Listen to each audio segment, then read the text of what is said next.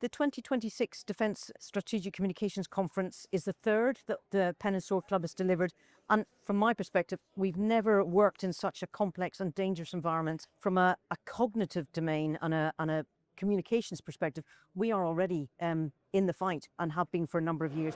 This is the one opportunity in the year that we have in order to get all those who are involved in defence communications in Britain together, both defence, which can be very stovepipes, getting them together in a room, but also getting external perspectives from industry, academia, and also from our colleagues in NATO countries and Ukraine. The UK is already under daily attack with aggressive acts from espionage to cyber attack and information manipulation, causing harm to society and to the economy. That is what the Defence Review said last year, and this country and the world has not become any safer. We are underprepared, we're underinsured, we're under attack, and the country is not safe. There's a fine balance between... I think we need a new narrative on defence and why we need defence. And wider, I think we need a new narrative on resilience. And the evidence we've been taking so far makes clear that yes, people are going around their daily lives knowing that there are people looking after them, but within defence there's a lot to do. There's a lot to organise to make sure that we've got the right mix of forces, the right mix of equipment, and the right will to use it, and that our people are well trained, well educated, and well informed on what may be required of them. It's vital that we get people together. We want people to be working together, the smartest people in the same room, focused on the same problem.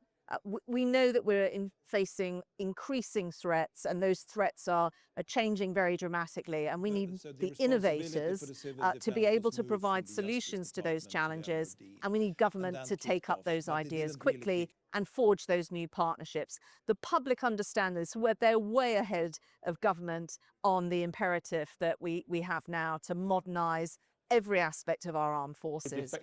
If you look at conflicts around the world, particularly the most recent one in Iran, it's happening at lightning pace, and that we're seeing subtle changes in how influence is deployed and scaled on a day-to-day basis that at the moment we're not keeping up with.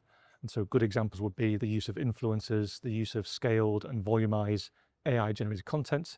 But critically, what's really important is that we understand that actors are no longer seeking strategic or geopolitical outcomes through producing content, but they do so for other reasons, including gaining revenue, increasing attention, and increasing influence in their own brand. I think we'd have got a lot further along. We have to totally rethink how we fight, totally rethink how we approach these new threats, and how we move at the speed required to deliver capability and other innovations out there. Today we've been talking about cognitive warfare, for example. That's a new concept, and we're going to be faced with other new concepts in the near future too.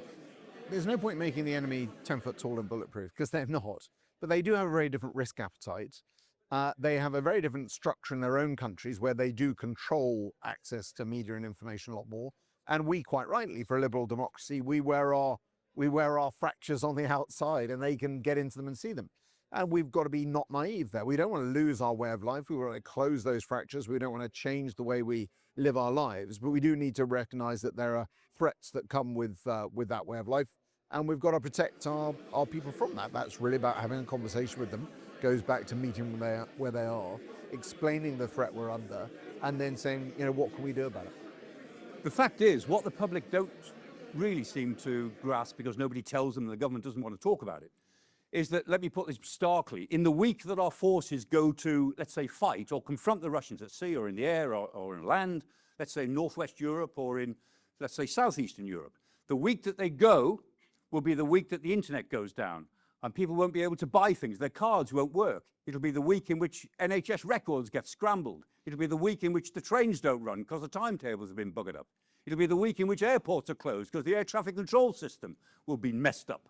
Right, the Russians are doing this. We know that they're preparing a series of levers that they will pull to create a domestic crisis, an overlapping domestic crisis for the government in the week that they're trying to deploy forces to do whatever it is they might want to do. We're not doomed. We've done it before, we can do it again. We just need to pull together as a team.